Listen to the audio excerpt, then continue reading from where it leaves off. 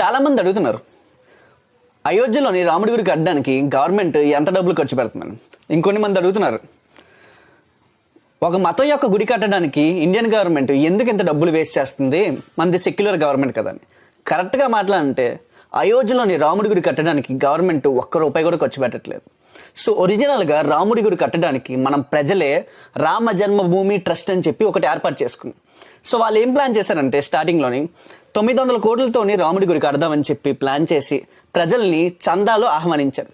So అలాగా ఈ చందా రూపంలోనే 11 కోట్ల మంది భారతీయులు 3600 కోట్ల పైగా డబ్బుల్ని డొనేషన్ చేశారు ఫ్రెండ్స్. ఇప్పుడు మీకు డౌట్ రావచ్చు, అయితే ఈ డొనేషన్ డబ్బులతో రాముడి గుడి కడుతున్నామని. కాదు ఫ్రెండ్స్, రామ జన్మభూమి ట్రస్ట్ వారు ఏం చేశారంటే ఈ డబ్బుల్ని 3 బ్యాంకులు, bank of Baroda, SBI bank, ఇంకా పంజాబ్ నేషనల్ బ్యాంక్లో ఇన్వెస్ట్ చేశారు ఫ్రెండ్స్. ఆ ఇన్వెస్ట్ చేసిన వడ్డీ డబ్బులతోని రాముడి గుడి కడుతున్నారు ఫ్రెండ్స్. సో కరెక్ట్గా మాట్లాడాలంటే రాముడి గుడి కట్టడానికి మన ఇండియన్ గవర్నమెంట్ ₹1 కూడా ఖర్చు చేయట్లేదు. ఇంకా ప్రజల దగ్గర నుంచి కలెక్ట్ చేసిన డొనేషన్ డబ్బుల్లోంచి కూడా రామ జన్మభూమి ట్రస్ట్ వారు ₹1 ఖర్చు చేయలేదు. నిజంగా రాముడు ఉన్నారు కదా.